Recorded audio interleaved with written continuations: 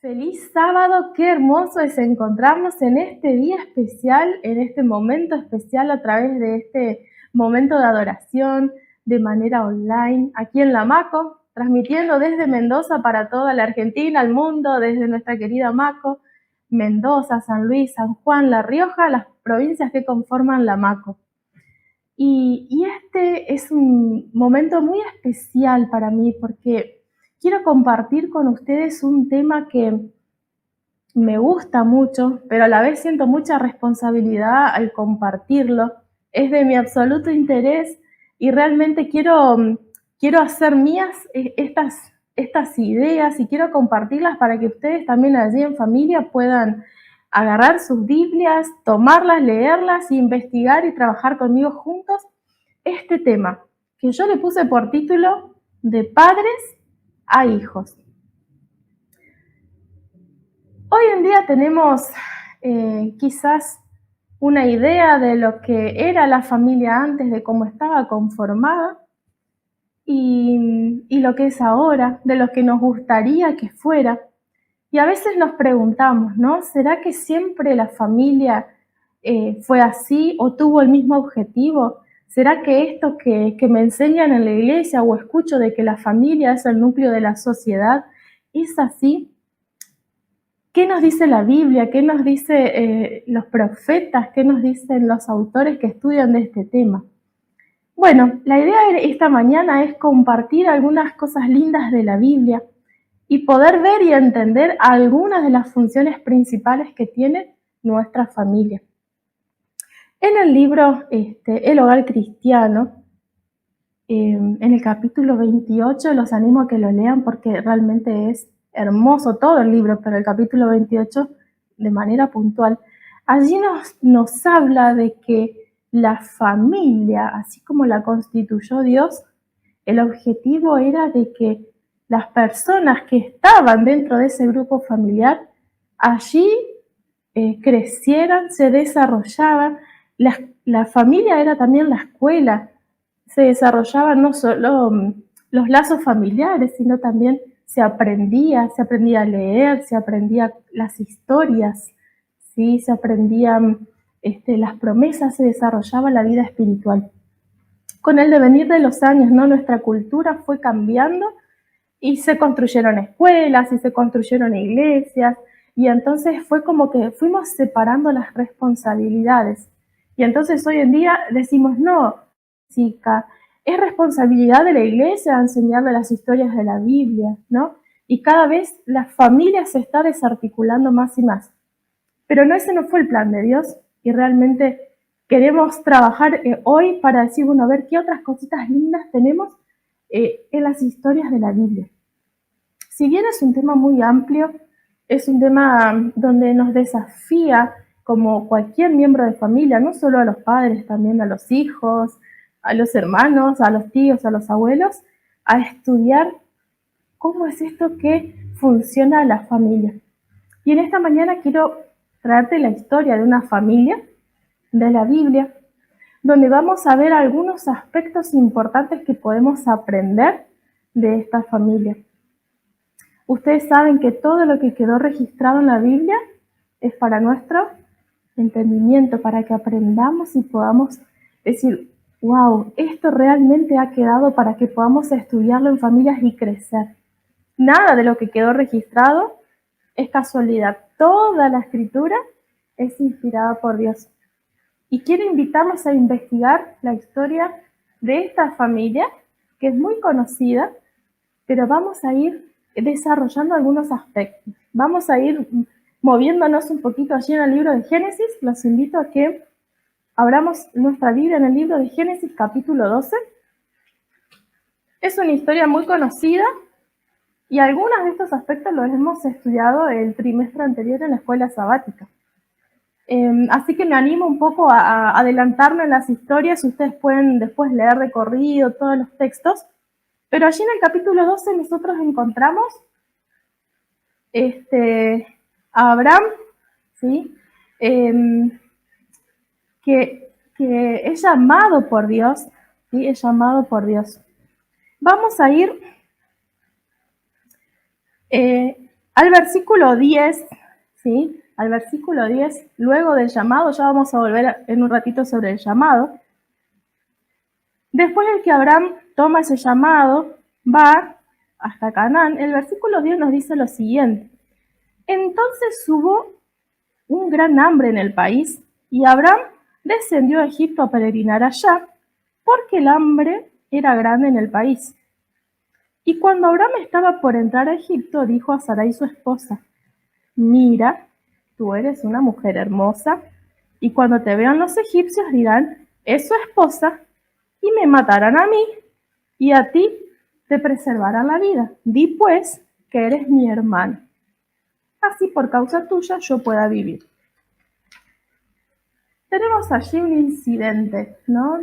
De este patriarca, de este hombre de fe, que no nos dan todos los minutos que quisiéramos para analizar por qué Abraham quizás le pidió a Sarai y ella accedió a esta mentira. Lo cierto es que luego de haber recibido el llamado de Dios, que como dije en un ratito lo vamos a retomar, lo encontramos allí Abraham pareciera temeroso, hasta pareciera egoísta, ¿no? Diciendo, por las dudas que me maten a mí, vamos a decir que sos mi hermana, ¿sí? Ustedes ya tienen ahí el desarrollo de la historia, ¿sí? Fue llamada la atención de Abraham, Abraham se arrepiente y los años pasan. Es una manchita en la historia de Abraham, ¿sí? Es allí, quedó registrado, no para criticar a Abraham, sino para aprender. Abraham pareciera que por mucho tiempo dio vuelta a esta característica, que pudo dejarlo atrás. Y pasaron los años y nos vamos hasta Génesis capítulo 20. Nos vamos hasta Génesis capítulo 20. Y entonces dice así. De allí, después, esta parte de la historia de Abraham pasa luego del suceso con Lot, de sus hijas, o sea que habían pasado varios años desde el primer incidente de la mentira. Aún no había nacido Isaac, todavía faltaba muy poquito para que nazca Isaac. De allí partió Abraham a la tierra del sur, acampó entre Cades y Sur y habitó como forastero en la tierra de Gerar. Y dijo Abraham de Sara, su esposa, ay, Abraham, yo que pensé que habías aprendido, yo que pensé que Abraham no se iba a equivocar más. ¿Qué pasó nuevamente con Abraham? ¿Será que faltó la fe? ¿Será que las circunstancias le hicieron temer nuevamente? ¿Será que la experiencia de su sobrino Lot, de la destrucción de Sodoma y Gomorra, había sido tan fuerte que él dudó de su propia existencia? Es súper interesante el capítulo 20 porque desarrolla una historia muy linda, una historia linda de oportunidad que Dios le da a Abraham para que esta historia de mentira se revierta. Ustedes pueden leer el capítulo completo, pero vamos a sintetizar. Dios habla con Abimelech a través del sueño y le muestra que Abraham era un profeta, que Dios amaba mucho, que Sara era su esposa, que inclusive Abraham podía ayudarlo en su problema, que Abimelech no tenía hijos. Entonces Abimelech lo llama a Abraham y le dice, Abraham, ¿qué es esto que me hiciste? ¿Por qué me mentiste? Casi tomo a Sara por esposa. Entonces, Abraham en el versículo 12, miren lo que le responde. Y la verdad que también es mi hermana. O sea, tanto, Abimelech, no te mentí, porque es mi media hermana.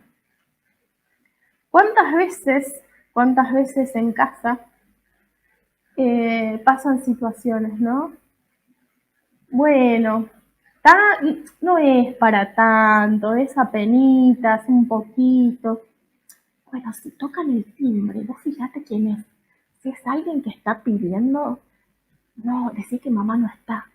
O mejor, ya hagamos silencio.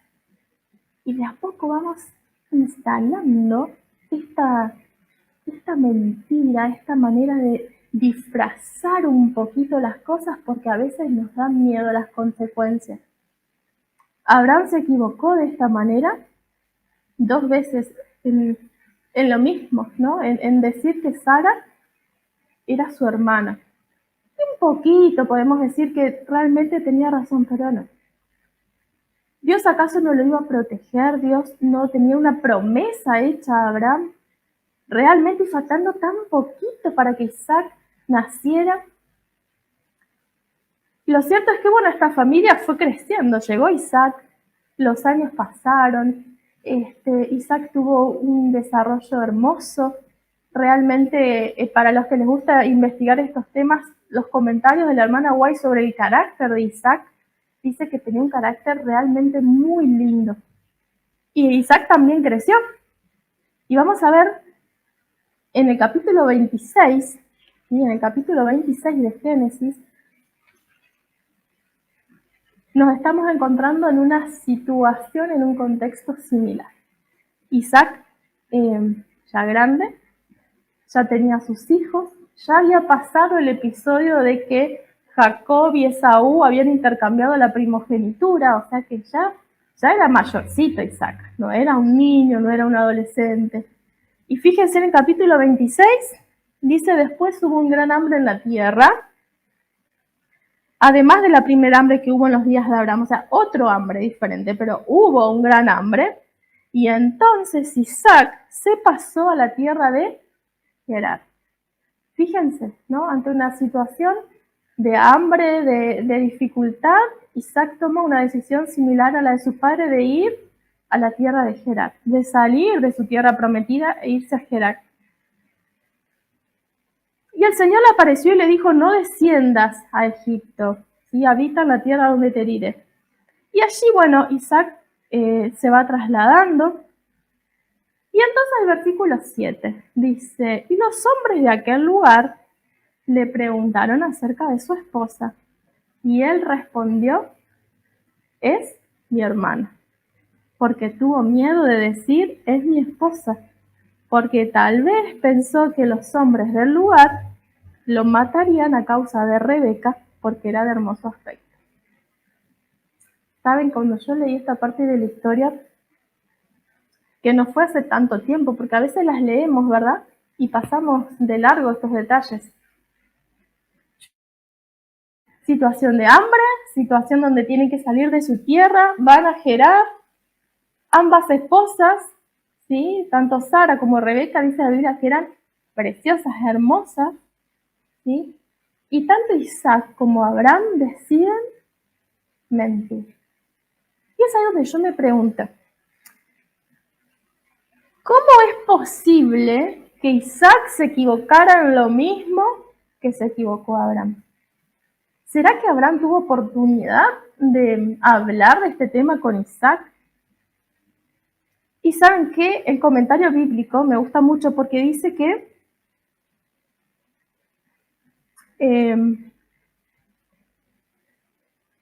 parece, ¿sí?, que avergonzado por su propia conducta, quizás Abraham no previno a Isaac, ¿sí?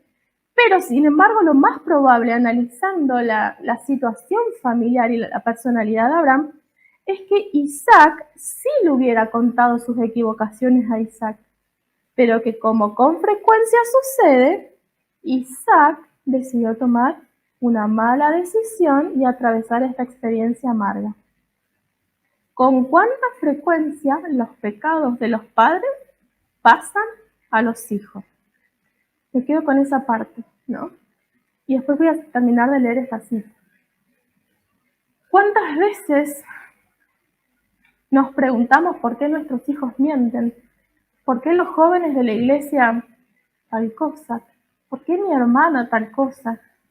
Cuando muchas veces los causantes de estas dificultades, en este caso, por ejemplo, la mentira, el miedo, la vergüenza, somos los mismos líderes, los mismos padres, ¿no? ¿Cuántas veces nos equivocamos y pasamos de generación en generación estos errores? Sin embargo, la cita no termina ahí. Pero estas debilidades hereditarias nunca van a librar a los hijos de la responsabilidad de sus propios errores. Y entonces ahora la otra parte. Puede ser que tu familia no sea la familia del año, puede ser que tus padres, tus hermanos mayores, tus tíos, tus líderes en la iglesia te hayan pasado o hayas aprendido conductas de mentiras, de robos, de disfrazar la verdad, de miedos. Pero eso, aunque los adultos, los líderes tengan su parte de responsabilidad, nunca, nunca, mi querido, te va a librar de tu responsabilidad, de tus decisiones. Isaac fue libre de decidir. Este sello de mentira que hubo en esta familia se fue perpetuando. Pasó a Jacob al mentir reiterada vez en relación a la primogenitura. Pasó de Jacob a sus hijos cuando tuvieron que mentir sobre la desaparición de José. Y pasó de sus hijos a sus hijos. Si bien hay un aspecto triste en este sentido, porque podemos ver de que esta equivocación tan pequeña, tan sencilla, puede influenciar tanto a los que me rodean que lo voy pasando de generación en generación. Hoy es el momento para decir, paro. ¿Qué estoy transmitiendo a mi familia? ¿Qué estoy transmitiendo a mi iglesia? Con el grupo en el que me relaciono, ¿estaré transmitiendo estos miedos que desencadenan en una mentira? ¿Estoy transmitiendo, no sé, falsedad? Cada uno no puede plantearse. Por otro lado, de decir, realmente yo no puedo vivir la vida echándole la culpa a mis padres, a mi pastor, a mi director de jóvenes, al director de escuela sabática, de lo que sucede, lo malo que sucede en mi casa, en mi iglesia. Es momento de reflexionar. Y esto es un aspecto muy interesante. Tiene su lado triste, como dije recién, pero yo lo valoro porque está escrito para que nosotros digamos, wow, alto, ¿qué estoy transmitiendo? Así como Dios le dio oportunidad a Abraham de reivindicarse, se lo dio a Isaac, y esta equivocación dolió, costó, es un momento para que nosotros podamos reflexionar. Responsabilidad. Pasar de generación en generación cosas. Una de esas cosas son equivocaciones, pero saben que no es lo único. También tiene la oportunidad de transmitir valores. Y esa es la parte linda. Esa es la parte linda de esta familia, que ahora vamos a ver qué cosas lindas sí pudo Abraham transmitir de generación en generación hasta nuestros días. Génesis 13, versículos 3 y 4. Desde el sur fue de lugar en lugar hasta Betel, donde había estado antes su tienda, entre Betel y Jai, al lugar del altar que había edificado allí antes, y Abraham invocó allí el nombre del Señor. Tomé estos dos pasajes bíblicos, pero ustedes pueden buscar muchísimos más. En la vida de Abraham hay una característica de Abraham que me encanta. Abraham, ¿a dónde iba? Dice que en el capítulo 12, versículos 7 y 8, edificaba un altar a Dios e invocaba el nombre de Dios. Abraham tenía esta característica, gran característica, que al menos podemos desdoblarla en dos partes. Una era el acto de hacer el altar, y la otra era el momento de adoración a Dios. Vamos a ponernos en contexto. A mí me gusta imaginarnos un poquito, ¿no? Quizás acá no me puedo mover mucho, pero ¿cómo se imaginan ustedes que eran los altares que hacía Abraham? Buscaba 12 piedritas de esas chiquititas y hacía un altarcito así chiquitito.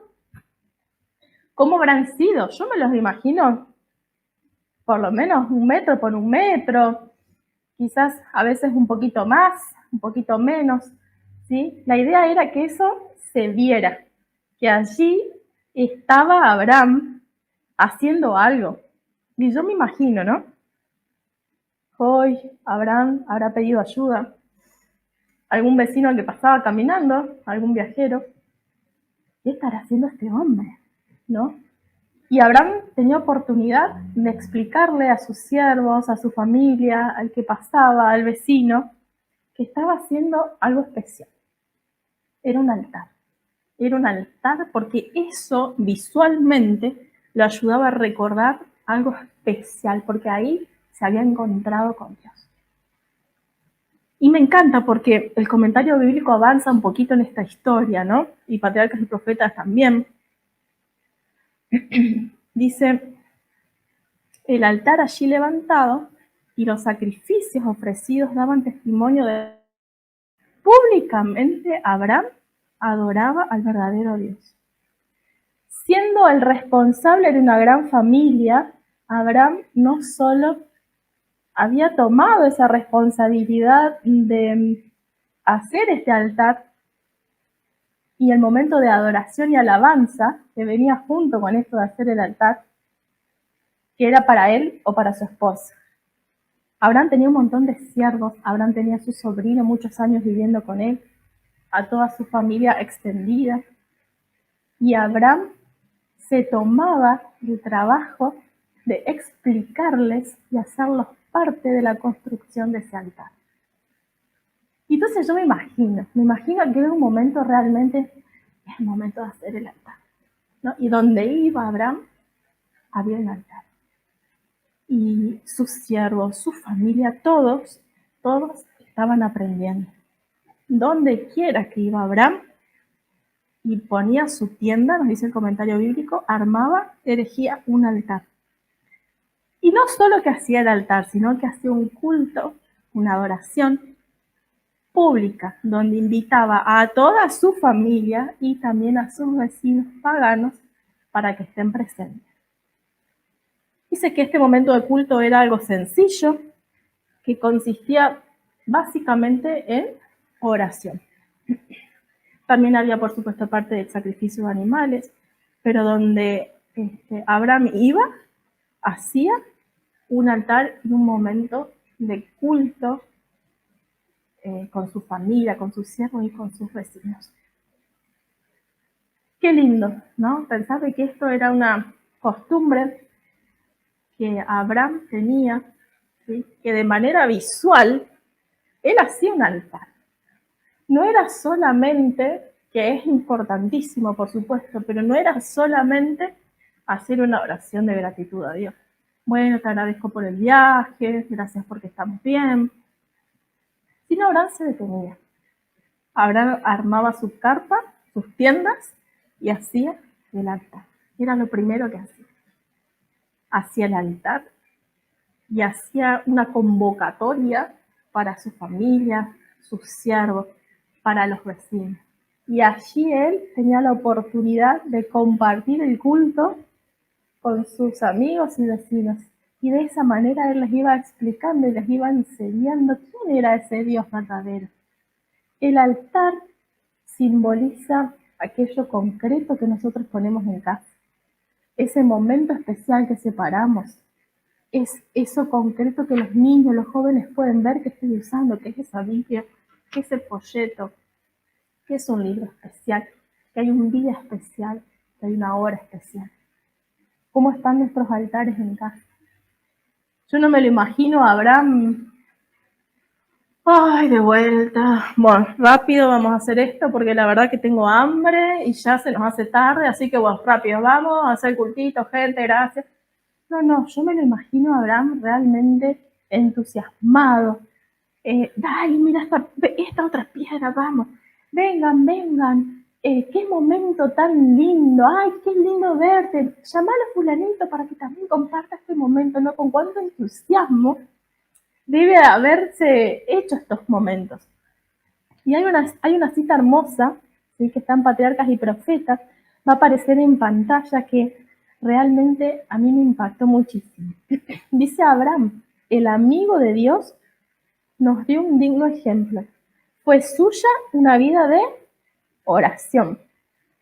Doquiera que se establecía su campamento y muy cerca de él también levantaba su altar y llamaba a todos que le acompañaran al sacrificio matutino y vespertino. Cuando se retiraba a su tienda, el altar permanecía allí. En los años subsiguientes hubo entre los errantes cananeos algunos que habían sido destruidos por Abraham, algún vecino, alguien que lo conoció. Y siempre que uno de ellos se llegaba a ese lugar, a ese altar, sabía quién había estado allí. Entonces también tenían la oportunidad de ellos de adorar al Dios viviente. Qué lindo, ¿no? Que pasa o cuando sienten tu nombre, el nombre de tu familia, realmente vean ese altar construido. Acá estaba Abraham, acá estuvo Abraham, acá nos enseñó de ese Dios. Y pasar cerca de ese lugar para esos viajeros, para esos vecinos, no para esos cananeos, esa gente que no amaba a Dios, no lo adoraba, no lo conocía, y tuvo la oportunidad. Abraham dejó sus huellas y ellos tenían esa oportunidad de conectarse de vuelta con el Dios del cielo. No porque tuvieran nada de especial, sino porque Abraham se tomó el trabajo de mostrarles visualmente, con gestos, con palabras, con piedras, la relación y la vida de oración y adoración con Dios. Es sencillo, ¿no? Ver en Abraham, conocemos la historia, ¿no? Que Abraham oraba y según esta cita hacía su culto familiar de mañana, de tarde, de tardecita, invitaba a sus amigos y su vida fue una vida de oración. Yo me pregunto, ¿qué dirá la Biblia de Isaac? ¿No? Porque a veces somos padres muy buenos en alguna cosa, pero no necesariamente lo transmitimos hacia nuestra familia, ¿verdad? A nuestros jóvenes, a la gente que lideramos en la iglesia. Vamos a ver qué se dice de Isaac, en relación a esto. Vamos a Génesis 24, versículo 63.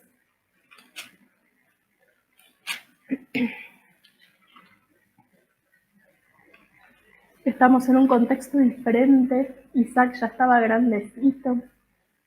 Saben que no se habla demasiado en la Biblia de la vida de Isaac antes de conocer a Rebeca. Se dice poco. Y este es uno de mis pasajes favoritos en esta historia, ¿no? El versículo 63 dice: Isaac había salido al atardecer al campo. Mi Biblia dice ahora. Hay Biblias que dicen meditar. Otras Biblias, otras traducciones dicen reflexionar. Y al alzar sus ojos vio a los camellos que venían. Por mucho tiempo pasé de largo este versículo. O me centré en la parte quizás romántica, ¿no? De que estaba Isaac en el campo y mira a lo lejos y allá viene su amada esposa que él no conocía, su prometida. Sin embargo, Isaac no estaba paseando en el campo. Isaac no fue a ver si se inspiraba para hacer una poesía, que no está mal, por supuesto, pero Isaac había salido al campo y a la naturaleza a hacer algo en concreto. Mi Biblia dice que fue a orar. Como dije recién, en otras Biblias que dicen meditar. El comentario bíblico y las personas que estudian el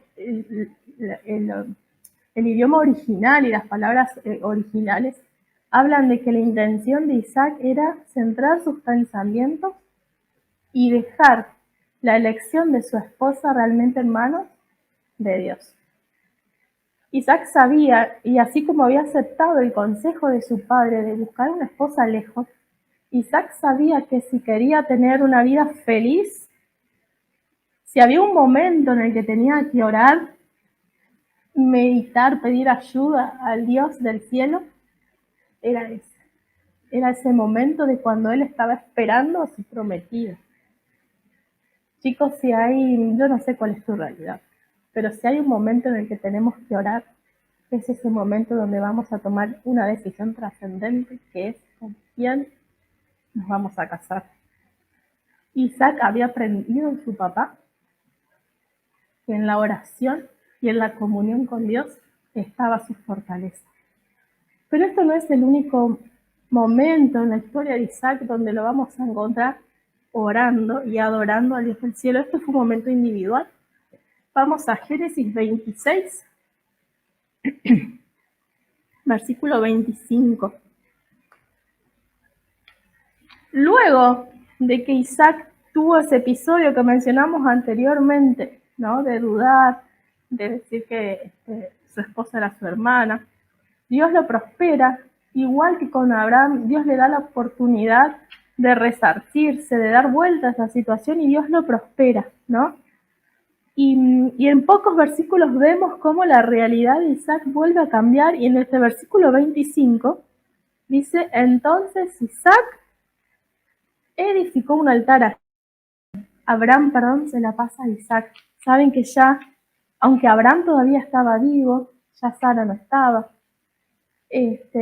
Isaac había tomado las riendas del desempeño espiritual ya de su familia, por eso lo vemos activamente ahora siendo el líder de su familia, de su gran familia, y entonces él tomando la iniciativa ya de hacer los cultos familiares, e hizo un altar e invocó el nombre de Dios allí.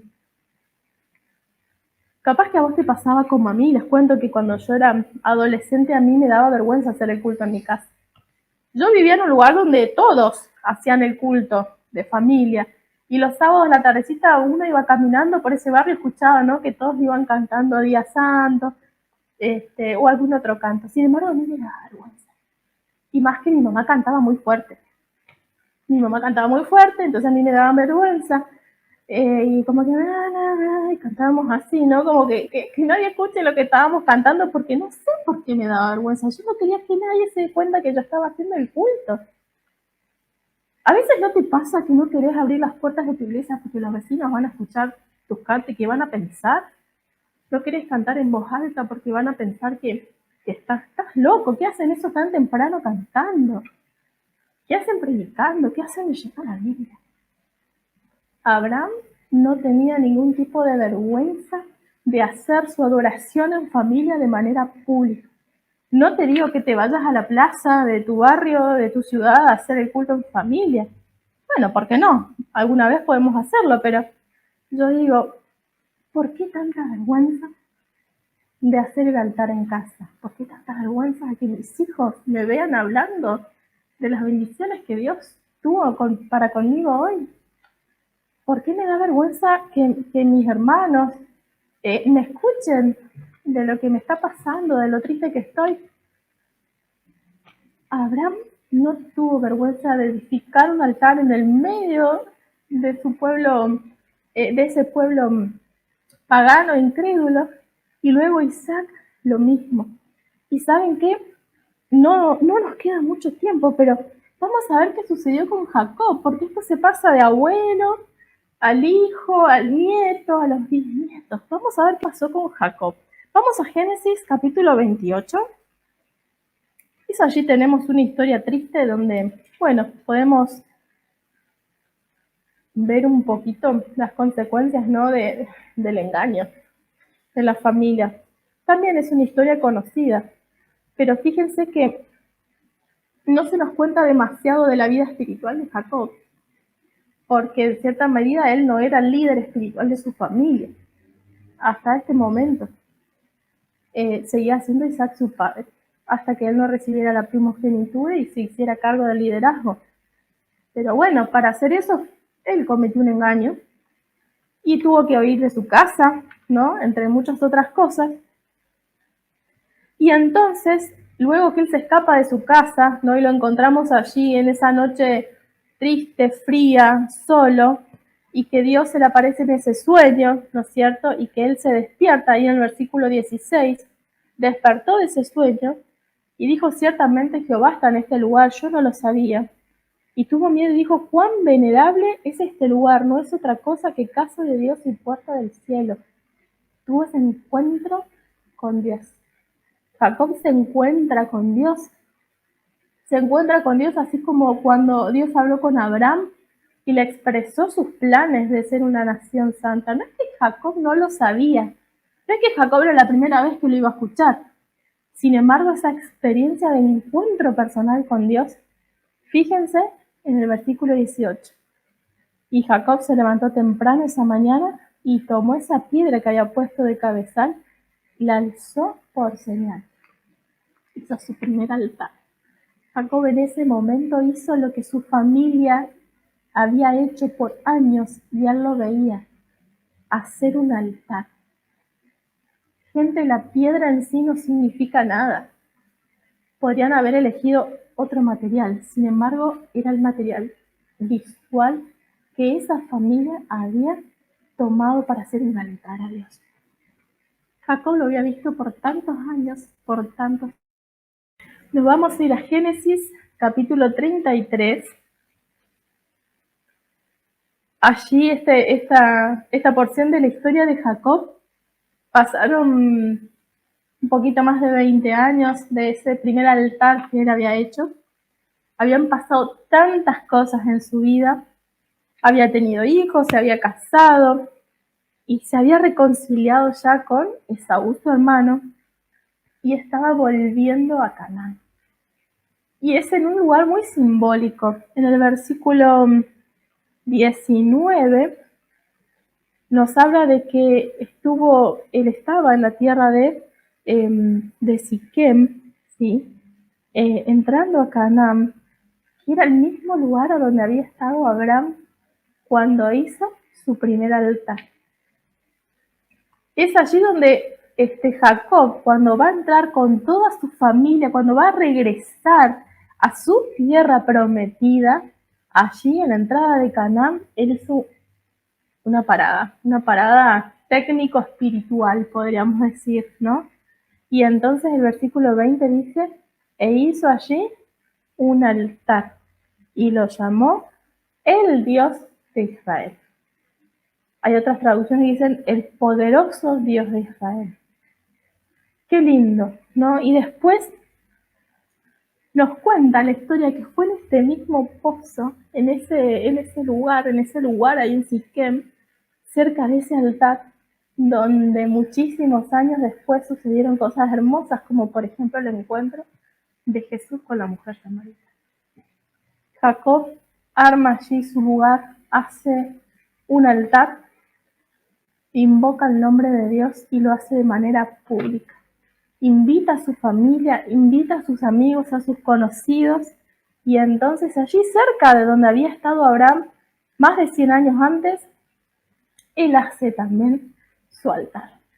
Qué lindo es ver que las familias no solo transmiten las equivocaciones, también transmiten valores y transmiten la manera de adorar y de comprender a nuestro Dios. La familia ha sido elegida y constituida por Dios como el lugar de enseñanza y aprendizaje. Si bien tenemos hoy en día en nuestra sociedad la escuela, tenemos la iglesia, pero la familia es el lugar donde nosotros nos desarrollamos. Quiero compartir una cita que ustedes van a tener allí en pantalla. Es una cita del pastor Ayrton Keller de la revista de familia del año 2018. Y dice, la vida espiritual se construye en casa. El interés o desinterés por las cosas de Dios no es el simple resultado de un sermón, de un programa de clases infantiles o de oportunidades de servicio. Es la consecuencia del amor vivido y enseñado dentro del hogar. Las familias que andan con Dios plantan una semilla duradera en el corazón de los hijos. ¡Qué responsabilidad! ¿No es cierto? ¡Qué responsabilidad los que somos líderes en casa, líderes en la iglesia! De que el desarrollo espiritual no va a depender de una buena semana de oración, de un congreso, no va a depender de que tenga una buena escuela. La vida espiritual se construye en la familia. ¿Qué responsabilidad tenemos los padres? No hay, y esta tercera cita que quiero dejarles con ustedes aquí en pantalla dice, no hay campo de acción más importante que el señalado a los fundadores del hogar. Ninguna obra encomendada a seres humanos entraña consecuencias tan trascendentales como la de padres y madres. No hay otro trabajo más importante que ser padre y madre, de enseñarles la verdadera adoración, de construir tu altar en casa todos los días, de reflexionar ¿Qué les estoy transmitiendo a esta familia? ¿Qué les estoy dejando? ¿Será que van a cometer los mismos errores? ¿Será que van a decidir? ¿Van a tener esa oportunidad?